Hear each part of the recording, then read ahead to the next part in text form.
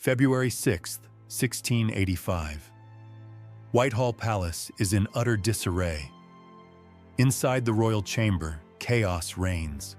Physicians rush around, trying every trick in the book to keep England's king alive. But it's no use. Charles II, once the most powerful man in the country, is dying. And this is no ordinary monarch. This is the king who turned the English court into the most scandalous playground in Europe. The man who held more mistresses than any other ruler in British history. A man whose legacy isn't just carved into politics or war, but into the lives of the many bastard children he fathered across the realm. He's 54 now, and after a lifetime of indulgence, it's all catching up to him. His final words are not about God, his kingdom, or even his family. They are for a lover. "Do not let poor Nellie starve," he whispers, referring to Nell Gwyn, one of his many mistresses. And with that, the most libertine king in England's history slips into death. A man whose hunger for pleasure knew no limits. Even in an age known for loosened morals, Charles shocked everyone. So how did he get here? How did Charles II become the symbol of royal depravity? Why did his court become the most immoral in all of Europe? To find out, we need to go back, to the very beginning, to a boy born into royalty but forged in chaos, and to the scandalous secrets he cloaked in a velvet crown.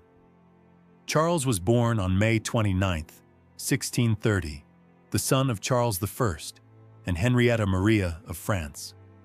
His early years were shaped by one of the most brutal periods in British history, the English Civil War. By the time he was 19, he'd seen his father imprisoned, tried, and executed by Parliament in 1649. That image, his royal father kneeling at the executioner's block, never left him. The trauma carved deep. It taught Charles one lesson: royal power is fragile and life is short. So why not enjoy every second of it? While England became a Puritan republic under Oliver Cromwell, Charles fled into exile. He spent much of this time in France, where life at court was a far cry from anything he had known. There, under the lavish court of Louis XIV, Charles witnessed a very different kind of monarchy, one where power was fused with pleasure. Louis's court was legendary for its affairs, its flirtations, and its open indulgence in all things carnal. Charles soaked it all in. He learned that being king meant more than ruling. It meant taking what you wanted, especially when it came to women. When the English monarchy was restored in 1660, Charles returned home a changed man. He was 30, tall, dark-haired, and oozed charm. And behind that easy smile was an unquenchable appetite. For pleasure, for women, for freedom. At first, his liaisons were kept discreet. But discretion didn't last long. Before he even married, Charles had already fallen for Barbara Villiers, a married woman no less. But that didn't stop him. Barbara was captivating, stunning, clever, and entirely without shame. She was perfect. The affair turned heads, but the scandal exploded when Charles married Catherine of Braganza in 1662, and instead of ending things with Barbara, he appointed her as a lady-in-waiting to his new queen. It was an outrageous move. Catherine, a devout Catholic from Portugal, was forced to share her home and her husband with his mistress. Barbara didn't hide in the shadows. She demanded power and got it. With the king's favor, she sold public offices, manipulated court politics, and spent lavishly. Her antics bled the royal treasury dry, but Charles wouldn't hear a word against her. The king didn't stop at Barbara. Soon, Charles began collecting mistresses like trophies. He kept Barbara as his official favorite, but had affairs with dozens more. Actresses, nobles, courtiers' wives, even servants. No woman seemed beyond his reach. Whitehall Palace became a royal harem. The court, once a symbol of English dignity, turned into a stage for seduction. Among the most beloved of his mistresses was Nell Gwyn. She wasn't born noble. Nell was a theater actress with a cheeky wit and a commoner's background. But she had something the others didn't: charm, humor, and a genuine connection with the people. Nell proudly called herself the Protestant whore, a jab at Charles's Catholic lovers.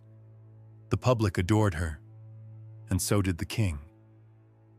Their affair lasted nearly 15 years and produced 2 illegitimate sons. But Nell wasn't alone. There was Louise de Querouaille, a French aristocrat secretly sent by Louis XIV as a political pawn. She became a trusted favorite. There was Hortense Mancini, the sultry niece of Cardinal Mazarin, whose bisexual escapades made headlines across Europe. And Catherine Sedley, sharp-tongued, fearless, and almost too witty for the king to handle. The sheer number of mistresses shocked even seasoned courtiers. But it wasn't just the quantity, it was the brazenness. Charles flaunted his lovers. He took them to state functions, gave them titles, and let them interfere in politics. His poor queen, Catherine, endured it all with a forced smile as her rivals strutted around court in jewels bought with her husband's money. The cost? Enormous. Charles lavished gifts, estates, and titles upon his favorites. Barbara Villiers alone received a dukedom and an annual pension of £4,700, an outrageous fortune at the time. And then there were the children. Charles officially acknowledged 14 illegitimate children, though whispers claimed there were 20 or more.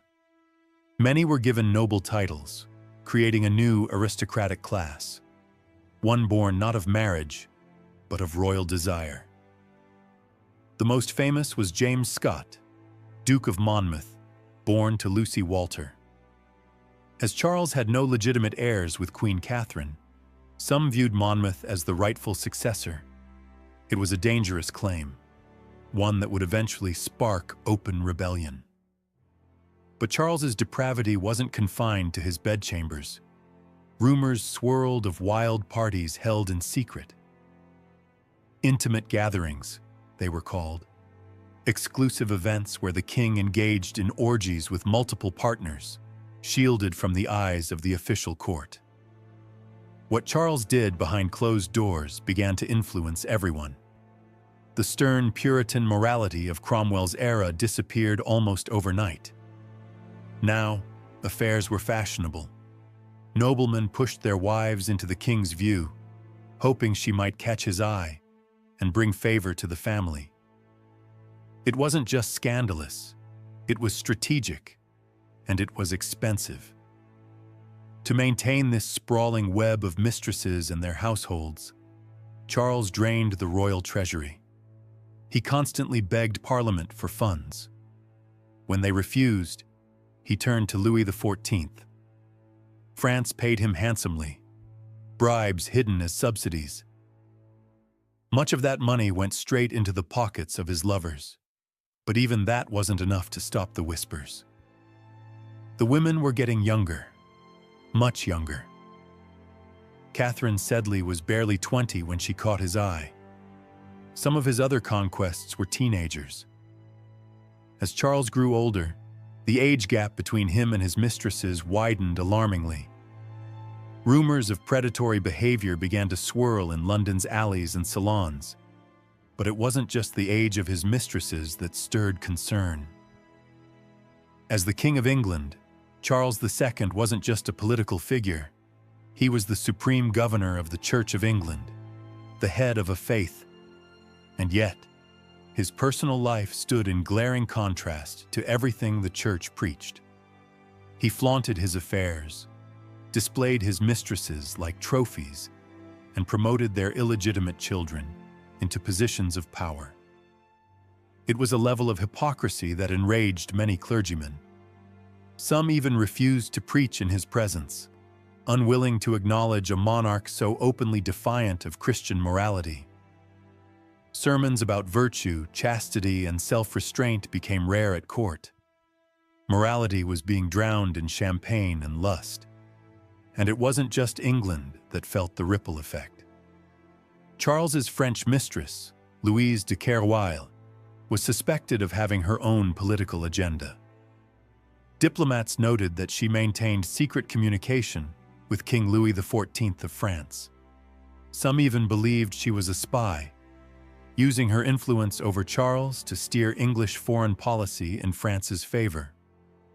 Louis XIV, ever the strategist, seemed to understand Charles's weakness better than anyone.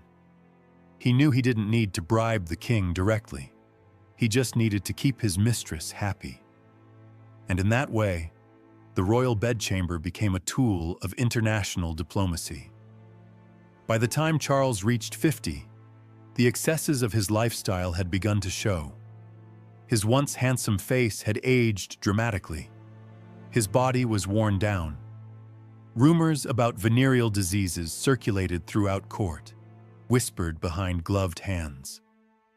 Though never officially confirmed, many suspected the king had contracted syphilis or other sexually transmitted diseases. His health declined rapidly. He tried, in those final years, to tone down the decadence. But it was too late. The damage, both to his body and to the crown's reputation, had already been done. Pamphlets began appearing in London, crude, satirical depictions of the king and his breeding mares, as his mistresses were cruelly dubbed. Political cartoons mocked the royal household.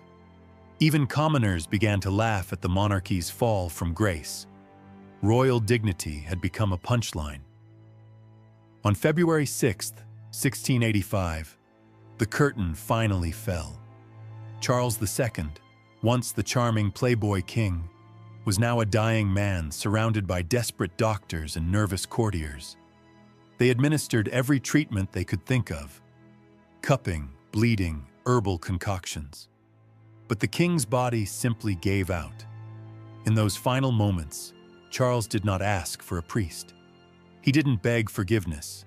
He didn't call out to Queen Catherine or express sorrow for his sins. Instead, his last request was for one of his mistresses. "Do not let poor Nellie starve," he murmured. And with that, Charles II passed from this world. The most libertine monarch in British history was gone. But death did not bring clarity, only questions. What would be Charles's true legacy?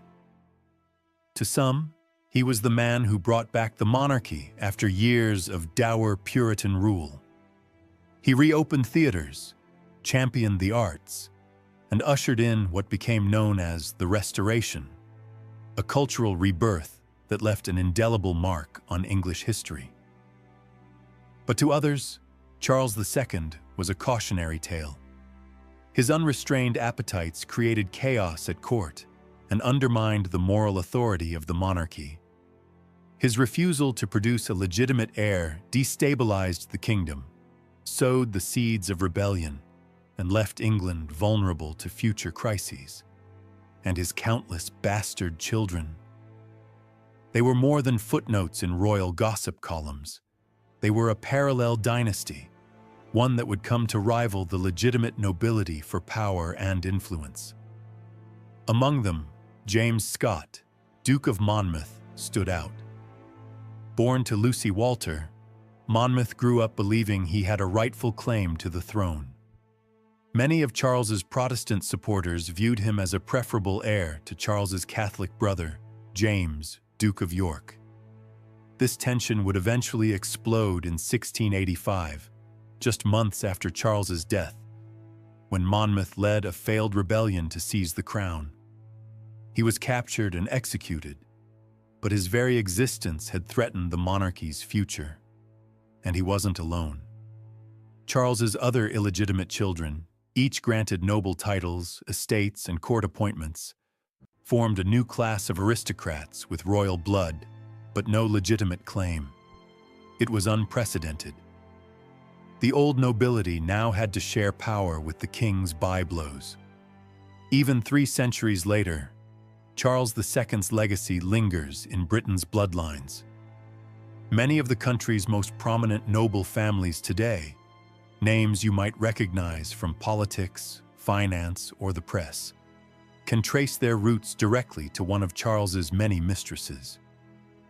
In a very real sense, the libertine king became the grandfather of the modern British aristocracy. But Charles's influence wasn't just genetic. He reshaped English culture. Restoration theatre, for example, exploded in popularity during his reign.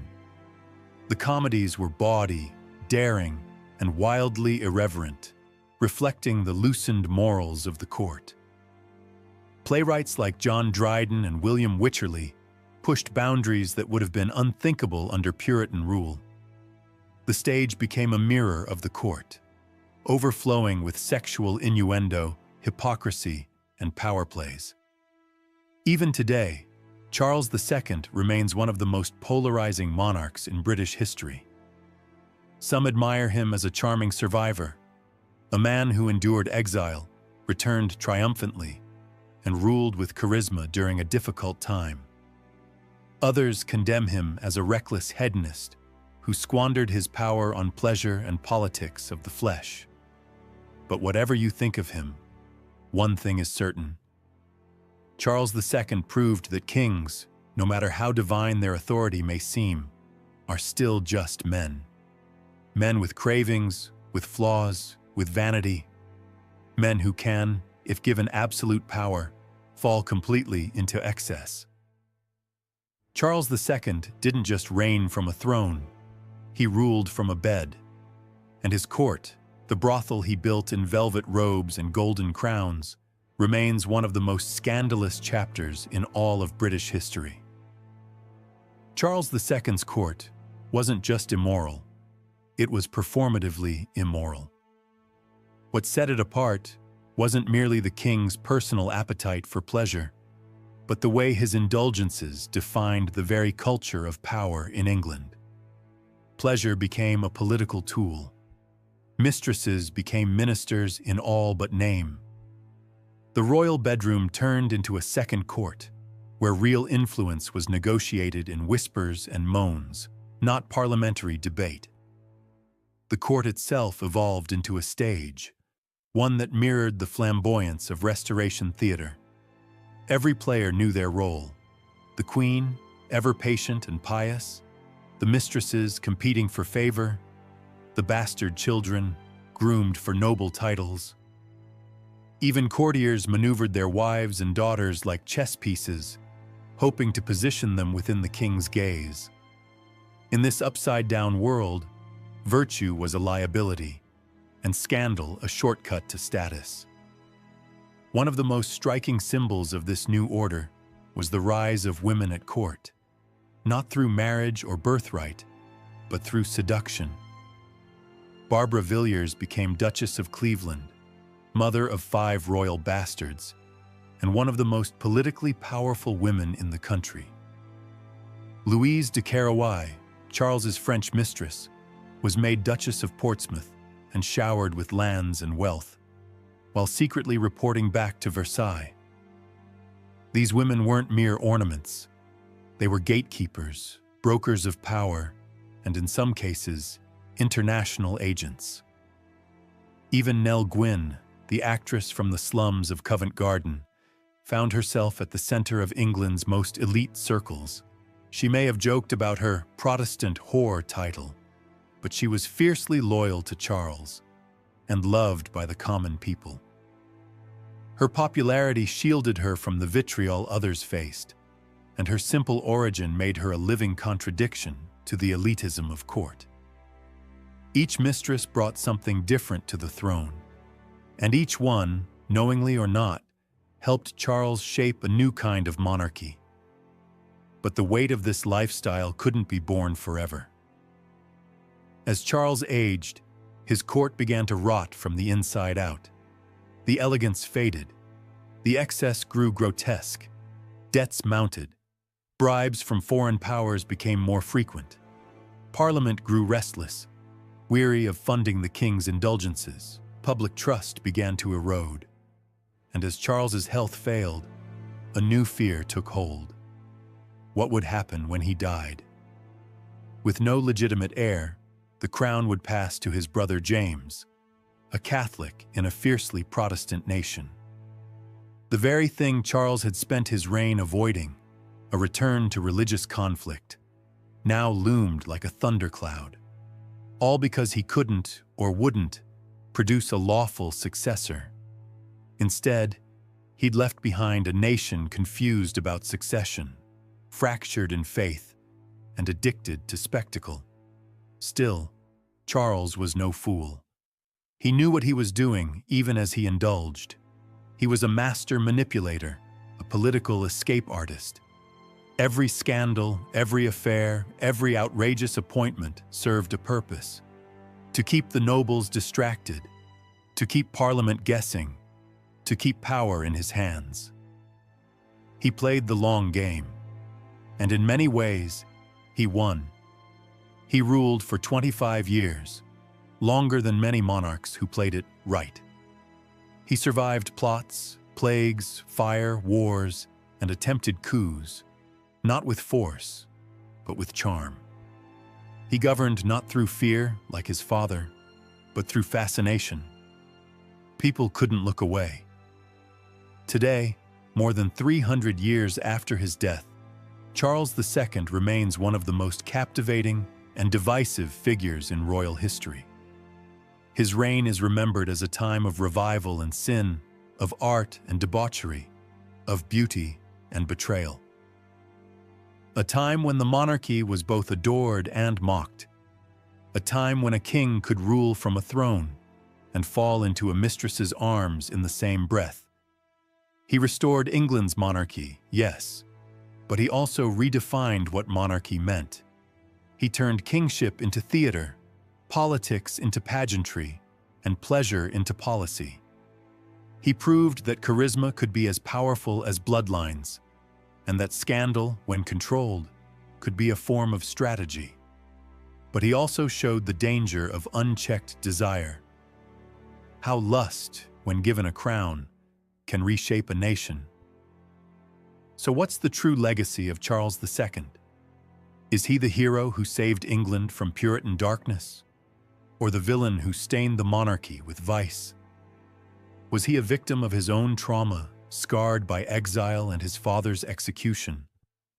Or was he simply a man who loved pleasure more than duty? Maybe he was all of these things at once: a king, a libertine, a survivor, a seducer, a showman, a cautionary tale. He left no lawful heirs, but hundreds, perhaps thousands, of echoes in the bloodlines of British aristocracy. Families who today walk the halls of power, still bearing the royal stain of Charles's desires. He left no great military victories, no towering reforms, no lasting peace. What he left was a story of silk and sin, of theater and power, of love, lust, and legacy. And in the end, perhaps that's what he wanted most. Not to be remembered as a conqueror or a saint, but as a man who lived, fully, shamelessly, and on his own terms. Charles II turned England's throne into a boudoir, and the crown into a symbol